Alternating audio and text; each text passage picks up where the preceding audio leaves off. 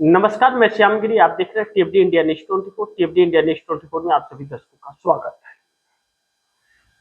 मोदी की 100% छुट्टी, 100% छुट्टी। ईरान इजराइल का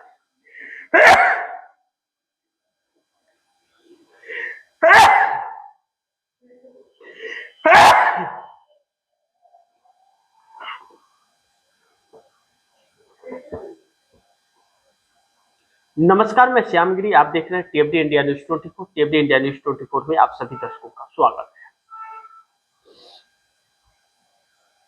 ईरान इजराइल का चल रहा युद्ध एक ऐसे मोड़ पर आकर के खड़ा हो गया है कि अच्छे अच्छे देशों की औकात दिखा दी है इस युद्ध ने।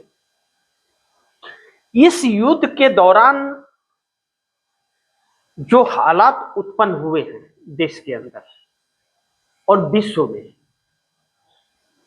दो चीजें इस युद्ध ने सिखाई है। अगर सीखने वाला हो तो उसके लिए पहला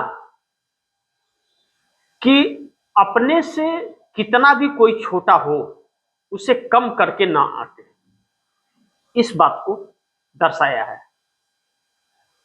और दूसरा, हमेशा अपनी व्यवस्था अपने दम पर करके रखनी चाहिए। मैं यह बातें इसलिए भी कह रहा हूं कि यह कहनी बहुत जरूरी है बात, क्योंकि ईरान को जिस तरह अमेरिका कम करके आंक रहा था और हर कोई जान रहा था कि अमेरिका बहुत ताकतवर है, उसके बाद बहुत बड़ी बड़ी मिसाइलें हैं, फाइटर जेट है, विश्व का शक्तिशाली है देश है, सबसे बड़ी अर्थव्यवस्था। तो यह बात तो सच है, सबसे बड़ी अर्थव्यवस्था, इसमें कोई शक नहीं है। और उसके करेंसी पर विश्व काम करने के लिए मजबूर भी होता है, इस बात पर से भी इनकार नहीं किया जा सकता। लेकिन ईरान को छेड़कर अमेरिका ने जो गलती की और ईरान ने जो साबित किया, ईरान ने यह साबित किया कि ईरान को अगर चींटी समझ रहा है कोई, तो चींटी भी अपनी ताकत दिखा सकता है। यह सच है कि हाथी मसल सकता है, एक पैर रख दे तो कुछ भी हो जाएगा, उसका कोई हाथ से रगड़ दे तो मसल जाएगा। लेकिन वही चींटी के पास अगर दिमाग हो और दिमाग और तैयारी से ढुक जाए उसके अंदर, हाथी के सूंड के अंदर, कान के अंदर, तो फिर उसे उठा के पटक सकती है। इस बात को साबित कर दिया। और दूसरा जो मैंने कहा, अपनी व्यवस्था। अब ईरान ने जिस तरह से जलडमरू को और अब रेड सागर को बंद करने जा रहा है, दो रास्ते बंद कर रहे हैं, इसने यह बंद करके पूरी दुनिया का के घर के दरवाजे को बंद कर दिया। यानी कि जो आयात निर्यात था उन दोनों को बंद कर दिया। तो चींटी को मसलने के चक्कर में पूरी दुनिया तबाह हो गई। 50 राज्य, 3000 शहर और 90 लाख लोग सड़क पर उतर गए अमेरिकी राष्ट्रपति ट्रंप के लिए, उनके खिलाफ इजराइल में उतर गए। मोदी के खिलाफ कब? और यह बातें मैं मोदी के लिए ही कहा हूं, क्योंकि नरेंद्र मोदी जो कह रहे थे कि हम तीसरी अर्थव्यवस्था, चौथी अर्थव्यवस्था बन गए हैं, तीसरी अर्थव्यवस्था अपने आप को बता रहे थे, यानी कि रशिया से भी आगे बता रहे थे, तीसरी अर्थव्यवस्था बन गए, यानी कि चाइना को टक्कर दे दिया। लेकिन यहां तो खाली हाथ निकले। तेल आयात बंद क्या हुआ? 10 दिन देश को संभाल कर रख पाने के लिए ताकत नहीं है और न तो भंडारण है। अब ऐसे में मैंने क्यों कहा कि मोदी की 100% छुट्टी, ईरान इजराइल ले डूबेगा मोदी को। अब इस युद्ध को लेकर के जो रुपया लगातार गिर रहा है, या फिर जो नरेंद्र मोदी के चेहरे से नकाब उतर रहा है, यह तो साफ है कि इजराइल और अमेरिका के सामने सरेंडर है, इसमें कोई शक नहीं है। लेकिन मोदी की जो 100% विदाई की तैयारी अब चल रही है, क्योंकि पीएम के चेहरे पर संग्राम उठ खड़ा हुआ है कि अब नरेंद्र मोदी को लेकर के एनडीए गठबंधन, भारतीय जनता पार्टी, आरएसएस और इंडिया गठबंधन के अंदर एक बड़ा संग्राम छिड़ रहा है। क्योंकि नरेंद्र मोदी चुनाव प्रचार में तो व्यस्त हैं, इस बात से इनकार नहीं किया जा सकता, लगातार चुनाव प्रचार कर रहे हैं नरेंद्र मोदी। लेकिन इस चुनाव प्रचार के बीच सारे मुद्दे को गायब करना चाहते हैं। हर जगह लोगों के मोबाइल से लाइट तो जलवा रहे हैं, लेकिन लोगों की समस्याओं का समाधान नहीं हो रहा है कि जो लंबी लंबी लाइनें और कतारें लगी हुई हैं, उसका क्या होगा। उनके समस्याओं का समाधान क्या होगा, इसकी न तो कोई कहीं बात कर रहे हैं, न तो कहीं कुछ। लेकिन अब नरेंद्र मोदी एनडीए के भी बहुत बड़े शिकार बनेंगे। जो समुद्री किसानों को लेकर, जो समुद्री किसान मछली मारने जाते हैं और उनके बोट में जो डीजल लगता है, उसे कमर्शियल, इंडस्ट्रियल में तब्दील कर दिया है और 22 रुपया डीजल का रेट उनका बढ़ा दिया कमर्शियल में। यानी कि देश की जनता को 90 रुपया मिलेगा तो उन्हें 112 रुपये में मिलेगा। ऐसे में चंद्रबाबू नायडू कैसे साथ देंगे नरेंद्र मोदी का। यानी कि चंद्रबाबू नायडू को साथ छोड़ने के लिए मोदी सरकार अब मजबूर कर रही है और चंद्रबाबू नायडू का गुस्सा अब बहुत जल्द फट जाएगा इन सभी चीजों को लेकर। क्योंकि जब अमेरिका ने टैरिफ लगाया था और समुद्री किसानों को नुकसान हो रहा था, उससे 25,000 करोड़ रुपए का रेवेन्यू का नुकसान चंद्रबाबू नायडू को। तो चंद्रबाबू नायडू ने मोदी सरकार से सब्सिडी की बात कर दी। अब जब 22 रुपया पेट्रोल उनका बढ़ गया, अभी तो यह इस हालात की बात है, अभी आगे कितना होगा, वो 200 रुपये लीटर होगा, उसके कुछ नहीं कर सकते। तो ऐसे में चंद्रबाबू नायडू का क्या होगा, वह समुद्री किसान के दम पर ही और मुस्लिम समुदाय के दम पर ही तो सत्ता में आए हैं। तो अब तो मजदूर भी उनसे दूर, समुद्री किसान भी दूर, मुस्लिम समुदाय भी दूर, तो चंद्रबाबू नायडू को वोट कौन करेगा। और नरेंद्र मोदी के सामने इसके अलावा कोई रास्ता नहीं है। नरेंद्र मोदी ने सीधा फंडा अपना लिया, वह जवाब नहीं देंगे। जो सोचना है सोच विचार करके अपने घर में बैठ जाओ, चिल्लाते रहो, या फिर जैसे ट्रंप के खिलाफ 50 शहरों में, 50 राज्यों में, 3,000 शहरों में 90 लाख लोग सड़क पर उतरे हैं, वैसे भारत में भी उतर जाएंगे लोग। तो भी यही सहयोगी दल घेरे जाएंगे, क्योंकि इन्हीं लोगों के समर्थन से यह सरकार है। अब पीएम का चेहरा अगर नहीं बदला तो सरकार के अंदर एक बड़ा संग्राम देखने को मिलेगा। इस बात का इल्म मोदी सरकार के अंदर पहले से है। इसीलिए नरेंद्र मोदी एक दूसरी रणनीति पर भी काम करते हुए नजर आ रहे हैं कि अपनी सांसदों की संख्या 240 से बढ़ा ली जाए। वह पॉसिबल होगा कि नहीं होगा, यह वक्त बताएगा। लेकिन ऐसे में दो बड़ी अहम सवाल हैं कि ट्रंप नेतन्याहू के खिलाफ जनता सड़क पर, तकरीबन 10 लाख लोग, समझ लीजिए, लोग तकरीबन सड़क पर हैं। मोदी का क्या होगा, डरी सरकार। अब इन चीजों को लेकर के मोदी सरकार भी डर रही है, अंदर से बहुत डरी हुई है सरकार। डरी हुई है कि अगर नेतन्याहू को लेकर के इजराइल में हो रहा है, ट्रंप को लेकर के अमेरिका में हो रहा है, तो आक्रोश तो जनता के अंदर भारत में भी फैल रहा है, भारत में भी जनता के अंदर आक्रोश फैल रहा है।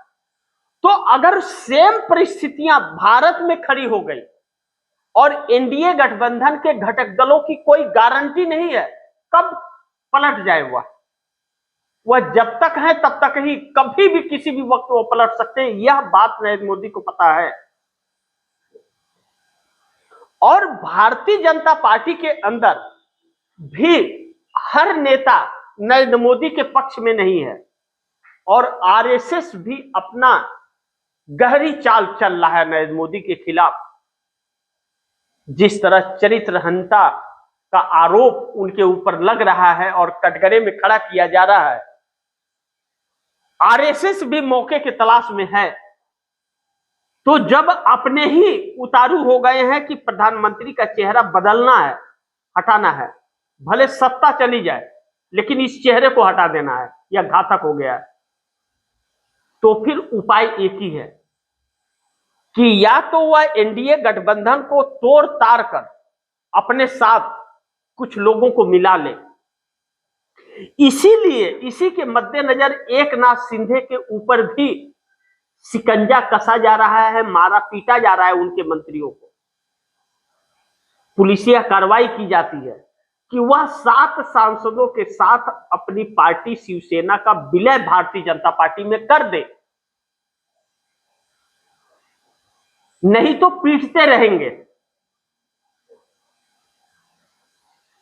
और नीतीश कुमार के ऊपर भी शिकंजा कसा जा रहा है, नीतीश कुमार के पीठ पीछे खेल किया जा रहा है। एक तरफ नीतीश कुमार को दिल्ली लाने की तैयारी चल रही है और दूसरी तरफ पार्टी तोड़ने की तैयारी चल रही है। भारतीय जनता पार्टी को 8 से 10 विधायकों की जरूरत है बिहार के अंदर, लेकिन वही 8 से 10 विधायक मुश्किल हो रहे हैं और नीतीश कुमार दिल्ली ही आते ही 10 विधायक तोड़ करके और भारतीय जनता पार्टी अपनी सरकार बना लेगी। इस तरह की रणनीति पर भाजपा काम कर रही है और जैसे उनको तोड़ी तो उनके सांसदों को भी डंडा बजा करके ले आ लेगी। यह सोच रही है तो 12 सांसद आ जाएंगे। नीतीश कुमार न घर के न घाट के कहीं के नहीं होंगे। इस रणनीति पर नीतीश कुमार के साथ भाजपा खेल कर रही है और जब भाजपा इस रणनीति पर नीतीश कुमार के साथ खेल कर रही है तो नीतीश कुमार को इस बात की जानकारी हो चली है। अब नीतीश कुमार इस्तीफा देंगे या नहीं देंगे, अभी तक जो खेल खेला रहे थे नीतीश कुमार इस्तीफे के लिए और अपने बेटे पर मुहर लगाते हुए नजर आ रहे थे, अब तो उन्हें फिर एक बार पार्टी अस्तित्व बचाने की जरूरत पड़ गई और यह सब कुछ उस वक्त तक चलता रहेगा, चाहे विपक्ष के साथ या एनडीए के घटक दलों के साथ, जब तक नरेंद्र मोदी कुर्सी पर हैं, जब तक नरेंद्र मोदी प्रधानमंत्री इस देश के रहेंगे और अमित शाह गृह मंत्री रहेंगे, तब तक यह सारी चीजें चलती रहेंगी। जिस दिन यह 2 शख्स सत्ता से दूर हो जाएंगे, उस दिन न विपक्ष टूटेगा और न गठबंधन के लोग टूटेंगे। उस दिन फिर सरकार चलेगी और राजनीति होगा। चुनाव के वक्त नेता इधर से उधर होते हैं, पहले भी होते रहे हैं, लेकिन जीत कर आए किसी और पार्टी से और समर्थन किसी और पार्टी को दे, ऐसा कभी नहीं हो रहा था। लेकिन यहां पैसे और ब्यूरोक्रेसी के दम पर हर संविधान और हर लोकतंत्र को तार तार किया जा रहा है। अब ऐसे में जब नीतीश कुमार को पता चल गया और एकनाथ शिंदे के ऊपर बीती ही रही है, तो वह कैसे साथ रहेंगे और उसके बावजूद अगर साथ रहे तो परिणाम वही होगा जो मैंने बताया मोदी सोच रहे हैं। और मोदी सोच रहे हैं कि अगर 265 के आंकड़े हो गए भारतीय जनता पार्टी के, जो 240 है, 265 का आंकड़ा अगर हो गया यानी कि 25, तो नीतीश शिंदे चिराग को लेकर के हो जाएंगे। चिराग को कोई भी लालसा देकर के उनके सभी पूरी पार्टी को शामिल कर लेंगे वो। तो 5 चिराग के पास है, 7 एकनाथ शिंदे के पास है, 7 5 12 हो गया, और 12 नीतीश कुमार के पास है, 24 हो गया। देवी गौड़ा के पास 2 है, उनमें से तोड़ लेंगे तो 65 हो जाएगा। तो न तो आरएसएस हिला पाएगा, न भाजपा हिला पाएगी उनको। फिर नीतीश कुमार भी किसी काम के नहीं रहेंगे। फिर नरेंद्र मोदी आराम से 2029 तक रह पाएंगे। लेकिन यह संभव है क्या? क्योंकि नरेंद्र मोदी की उल्टी गिनती शुरू है। इतना पॉसिबल या नहीं लग रहा है, लेकिन इसकी भरपूर कोशिश की जा रही है। तो जब कोशिश की जा रही है और इस लक्ष्य को पूरा करने के लिए हर संभव प्रयास किया जा रहा है, तो एकनाथ शिंदे और नीतीश कुमार के लिए एक बड़ा अल्टीमेटम है यह कि बचना है तो गठबंधन तोड़ के भाग जाओ और हमें कुर्सी से हटा दो, नहीं तो मोदी की कुर्सी रही तो आपकी पार्टी गई। लेकिन इसी बीच चंद्रबाबू नायडू भी बड़ी अहमियत रख रहे हैं। चंद्रबाबू नायडू को भी दरकिनार नहीं किया जा सकता, और जब चंद्रबाबू नायडू को दरकिनार नहीं किया जा सकता तो चंद्रबाबू नायडू के पास 18 सांसद हैं। वह 18 सांसद नई मोदी सरकार के लिए घातक साबित हो सकते हैं। आप 65 तो इकट्ठा कर लोगे, लेकिन बाकी अभी यह 272 वाला जो आंकड़ा है, यह 272 का आंकड़ा बहुत कुछ गुल खिला रहा है। अब नरेंद्र मोदी के लिए एक चुनौती हो गया है। ईरान इजराइल युद्ध ने जो पर्दाफाश इनका कर दिया है और इनके चरित्र पर भी बातें आ गई हैं, तो अब नरेंद्र मोदी रिलैक्स होकर के चुनाव प्रचार में लगे हुए हैं। और अंदर खाने इंडिया गठबंधन हो, बीजेपी हो, एनडीए हो, इसके अंदर उठापटक चल रही है। कौन मारेगा बाजी यह वक्त बताएगा। लेकिन भारत में मोदी के खिलाफ एक जन आक्रोश की स्थिति है, बढ़ने लगा है। पीएम का चेहरा बदलना कितना जरूरी है कि अगर यह काम नहीं हुआ, नहीं बदला गया, तो फिर परिस्थितियां और हालात वह हो जाएंगे कि खाने के लाले पड़ जाएंगे। अब जैसा मैंने कहा कि मछुआरों के लिए 112 रुपये लीटर डीजल हो गया, तो जल्द मछुआरों के लिए 200 और आम जनता के लिए 150 लीटर डीजल हो जाएगा। और अब तो बड़ी बड़ी कार भी लोग रोड में धक्का मार के लेके जा रहे हैं, कह रहे हैं कि अच्छे दिन आ गए कि कार में धक्का लगवा दिए पैसे जेब में होने के बावजूद। तो जिसके पास पैसे नहीं है उसके कितने अच्छे दिन होंगे, सोचिए। नरेंद्र मोदी को इस देश से और इस देश के लोगों से कोई सरोकार नहीं है। नरेंद्र मोदी को चंद उद्योगपति और अपनी कुर्सी से ही मतलब है। इस बात को यह देश जितना जल्द समझ ले उतना ही बेहतर होगा। लेकिन नरेंद्र मोदी और अमित शाह को इस बात का डर है कि जैसे नेपाल में नई सरकार बनते ही प्रधानमंत्री और गृह मंत्री को इस जेल के अंदर डाल दिया गया, अगर यहां भी वही हुआ तो क्या होगा जब राहुल गांधी कहते हैं कि मैं किसी को छोड़ूंगा नहीं, एक एक को उठा करके जेल में डालूंगा, हिसाब बराबर होगा। जो व्यक्ति लोकतंत्र और संविधान को तार तार करने की कोशिश कर रहा है, मैं उसे छोड़ूंगा नहीं, चाहे ब्यूरोक्रेसी हो या कोई भी हो, कितना भी कानून बना लो।